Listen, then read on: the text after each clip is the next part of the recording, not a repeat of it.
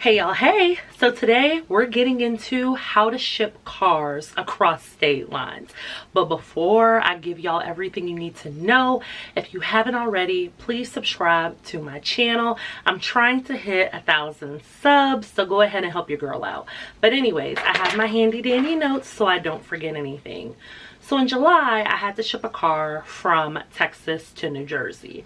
Luckily for me, a family member had just used a company to ship their car from Texas to DC, so I didn't have to research the companies. Thank God, because I feel like that part would have been the most overwhelming part of the process.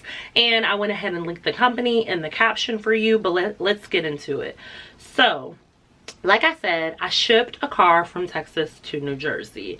The company was referred to me, so all I did was reach out to that company. It came highly referred. They told me it was a good price. They were very professional, so I said, let's do it. But anyways, here is how I saved money working with this company. So luckily their website is set up really well to where I could go in and literally insert all the information I needed to right then and there on their website. So they asked for things like the make and model of the car, when would you like it picked up by, when do you need it by, you know, or do you plan on putting anything in the car? I asked questions like that. And from there, they quoted me around $1,100, and I just felt like I felt like that was kind of steep. And plus, I'm always one of those people, the first price you give me, I'm always gonna ask, you know, can you do a discount or something like that. So I got the quote one day, like I just went on their website, got the quote. From there, they had my contact information. So they had my telephone number, they had my email address. So they started sending me text messages, they started sending me emails like, hey, we would really like your business. Let's go ahead and, you know, turn this quote into an actual, like, let's close the deal. Now, I knew or felt kind of the longer I made them wait a little bit, because while I was in a rush, I had a little bit of time to play with, if you know what I mean. I was like, let me wait it out a few days and then I'll get back in contact with them, and that's exactly what I did. So I didn't call, like I never had to speak to anyone. I went right back on their website and they had like a chat box. So I went into the chat box and was like, hey, I received a quote. Here's the quote number, because they're going to give you a number for the quote. And I'm just trying to see if there's anything you can do to get this price down. And this was all within the chat. So if you're one of those people like me where it's like, if I don't have to talk to somebody, I don't want to, then this is going to be right up your alley. So I was chatting in the box, told them like, hey, is there anything you could do about the price? Once again, they quoted me approximately like $1,100. And they went down the list of stuff just to confirm that nothing had changed, like, you know, the date, all of that kind of stuff. And once we confirmed that, whoever I was chatting with, they ran down a list of ways I could get a discount, which are very typical for like when you're renting a car, a hotel, that kind of stuff. Like, do you have AARP? Are you military? That kind of stuff. And I am none of those things. So none of those discounts applied. And I was like, look, if you could give me a discount right now, I will book, we will close this, you will have my business. So they went and did whatever it was they did and, you know, asked for me to wait. And they came back at some price, I can't even remember. And I was like, you know, that's still a little bit too high for me. I literally have my card right here. I'm ready to book if you can get this down to, and I basically just put a price. I was just like, can you get it down to, and I can't remember what I said, but I was like, if you can get it down to this, I have my card ready to go. And they were like, I can get it down to that. And here was the way that they would have been able to. So with the company that I use, they offer two different pricing fees. One is if you pay with a credit card, and the other one is if you pay, it says cash, but I don't necessarily know if cash is like the only way you could pay, if it's like cash or check or even maybe a debit card, but they give you a discount if you pay with like cash. And I was like, well, you know, no, I won't be paying with cash. So what would that discount look like? if I pay with my credit card still. And that's for anything. Like even when I got the original quote of like approximately $1,100, that was the credit card quote.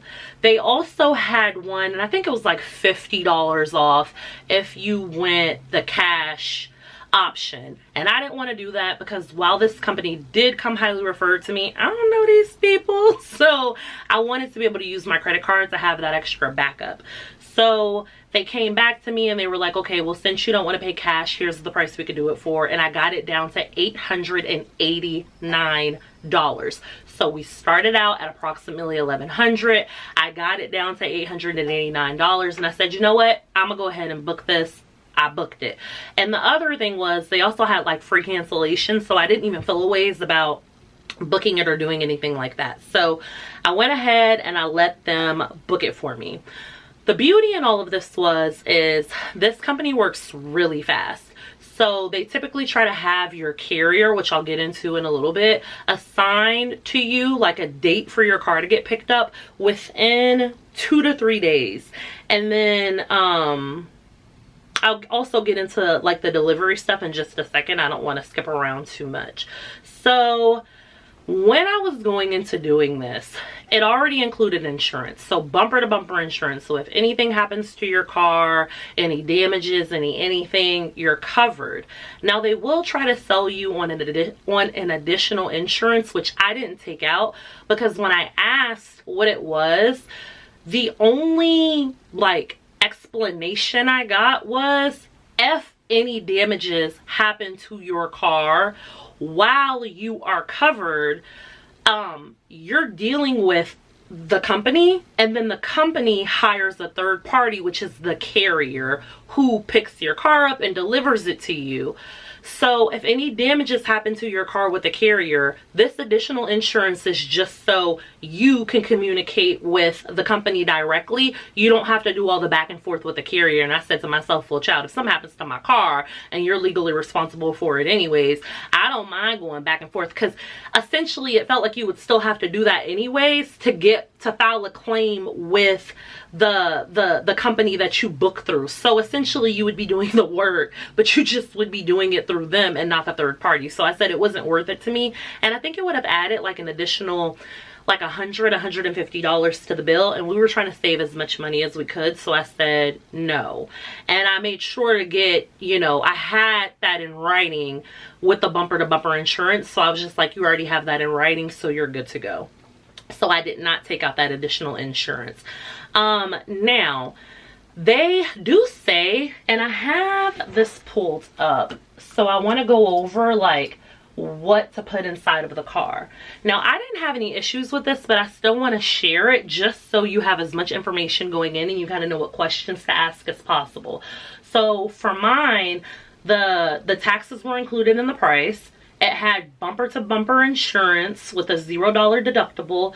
The service is door to door where streets are permitted. So when they came and picked up my car, while they couldn't meet me on the street, it was like right around the corner in a major parking lot. And it was the same for pickup and delivery. Like they couldn't come down my street with the big, because it was one of those big trucks that like haul multiple cars. I just literally met them right around the corner for, well, my friend met them for pickup and then I met them for delivery, but it was literally around the corner. And then here's the part that I want to be sure to share with you. So they said you're welcome to place up to 100 pounds of personal items in the trunk of your vehicle. Additional personal items can be placed inside the vehicle, and this is charged at $100 for every extra 100 pounds. Please note the items need to remain in the rear of the vehicle and need to be below the bottom of the window line so the driver has visibility whilst loading and offloading your vehicle. Now, my trunk was full to the brim. I had like a trunk in the back seat. It did not go over like the visibility, but I wasn't charged the additional $100. I don't know if this was an oversight. I don't know if they just say that to you because some people would go crazy and like pile their cars and then it would make it too heavy. So maybe I felt like, and I could be wrong. So once again, when you book with this company or your company, make sure that you just confirm this and you have it all in writing. But I just feel like they use it as a way to deter people from just going crazy with it and adding too much weight to their vehicle, because I wasn't charged that additional $100 even though I did have something in the rear, in the back seat of the vehicle. So that's just something to keep in mind. But my trunk was packed to the brim. They never popped the trunk to see what was in there. But yeah, so there's that. I already went over the back seat.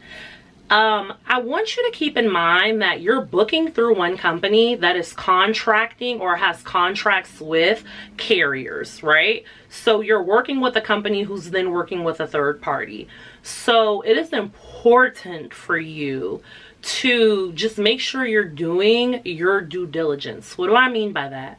When your car gets picked up, and they tell you this too in their email, like they literally will send you an email with all the instructions that you need to follow. Read through it, follow the directions, but make sure you take video and pictures of the external, like so the outside of your car and internal of your car. Take a picture of the mileage plate. Just be more prepared and have more than less. Like literally walk around your car, make sure you get the tires, make sure you get the top, just get all sides of your car, because if damage is done to it, and unfortunately if you don't have video evidence or photo evidence of you capturing those photos, preferably at the pickup, so it's date and time stamped to know that, hey, I took this right before it went on your truck, then what are you going to do if you receive your car and you have damage? So don't skip that part. Make sure that you take your time, you get the back, the sides, the tires, the top, the inside, take a picture of your speedometer, like get all of that, because you would rather have it than not have it and end up in a situation where it's a he say, she say. So just make sure you're doing that. So like I said, they try to pick up your car within 2 to 3 days. And this went really fast. Like from the time I booked it, within 24 hours, I already had a carrier assigned. I already had a date for pickup. They did come get my car. They actually were trying to come get it the next day. And I was like, well, hold up, I need it, because I was still in Texas flying back to New Jersey. So I still needed transportation to get around while I was in Texas. So what happened is I was like, well, no, you can't come get it tomorrow, but you can come get it the next day. So they would have come and got it in 24 hours that I left them. But I was like, hey, can I get the 48 hours? So they came and picked it up within 48 hours. And I will say, I did have a hiccup with both the pickup and the delivery. And this was with the carrier. So be prepared. I was given a time. So my best friend was the person on the ground for the pickup, because I had already flown back to New Jersey so I could be here for the delivery, and plus I live here, so I was coming back home. They gave her a time, like a window between, it might have been like 9 a.m. and noon. Noon rolls around and they still weren't there to pick up the vehicle because they were running late. And I understand that things like this happen, right? Like, you might be running a little behind. You're literally giving me an estimate of when you can arrive. My problem was the lack of communication, because my friend had taken off work that day to help me out and assist me.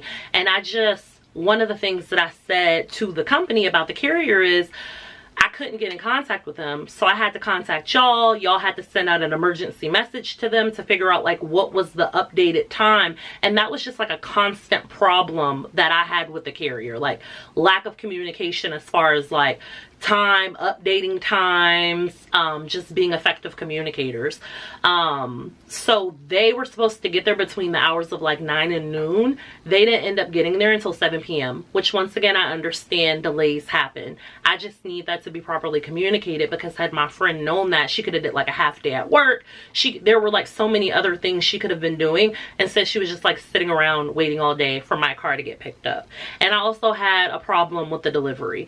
Now, here's where I will give it to the company and why I would still give them my business, because I had these issues with the carrier.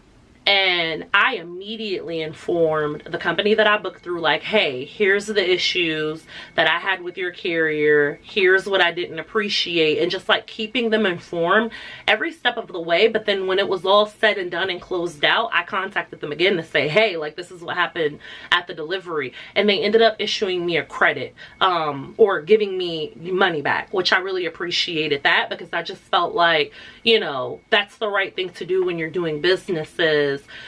While you can't necessarily control what they're doing once they leave with everything, at the end of the day, they are a reflection of your company, and they could potentially cost you clients, customers. So I just appreciated how they handled everything when I came to them expressing grievances over, you know, how the carrier handled the pickup and the delivery.